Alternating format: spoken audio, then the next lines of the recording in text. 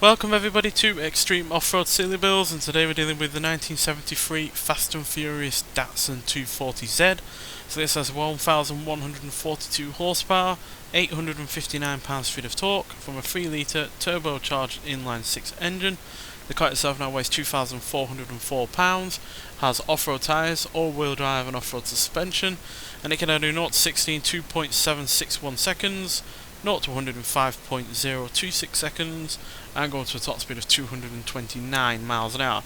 So this is certainly a more normal or kind of vehicle compared to the flip car that we also have taken out on this series from the same Fast and Furious car pack. So yeah, it should be quicker than that car, but how it'll do in comparison to the Morgan Aero GT from the prior episode, which was monumentally fast, that came into 8th position and very nearly got into 7th. So yeah, be interested to see what you can do in comparison to that, as this is lighter than that car, does have more power, has slightly more torque, and yeah, the acceleration is also better on top of all of that. But yeah, this is obviously a modified vehicle in its standard form on this game, so yeah, whether or not the modifications have played havoc with the handling, we'll have to see, but the stats look pretty great, to be honest, especially the braking, launch, acceleration and speed.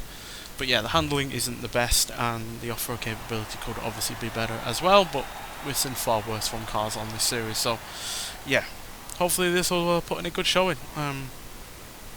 It's certainly you know, not my favourite car from the Fast X car pack, but it is still a pretty good one overall, and it's nice to have a Datsun 240Z, sorry, from a different decade. Usually we only have the 60s one, so yeah, it's nice to have it in that regard. And obviously this is quite a small car as well as being lightweight, so unlike the Morgan, which even though it's lightweight, it's still quite a long vehicle, whereas this is quite a short vehicle, it's not particularly wide, and I'll add on to that the fact it's lightweight as well, and then you've got a potentially pretty nimble car, but obviously the all-wheel drive system might well play havoc with that nimbleness.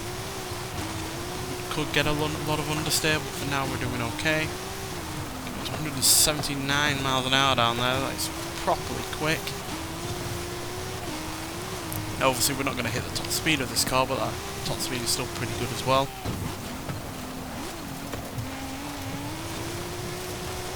Yeah, there is some understeer, but there's not a ton of it, and it is mostly manageable. It's going to fly pretty straight and true, and land fairly good as well, so that's always a bonus.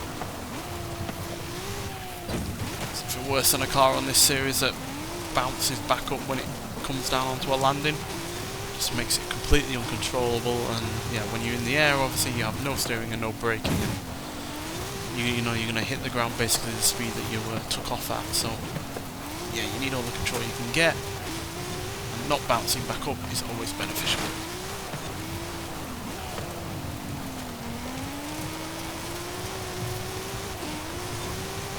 Pretty nimble through that corner, the understeer was not quite as prevalent.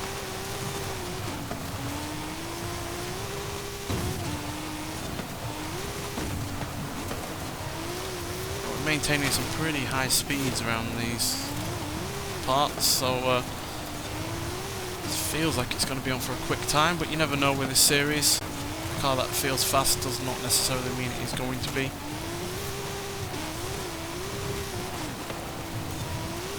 Because to be honest, that Morgan didn't feel all that quick,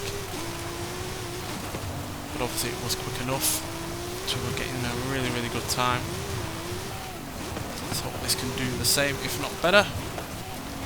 Would be nice to drastically improve on the flip round car, because that was not a particularly quick vehicle on this series, but then again it did have everything going against it, so no real surprise there. This has a lot of positives, and yeah, it's certainly putting a good showing for now. No major issues, there's some understeer here and there, but not a major amount.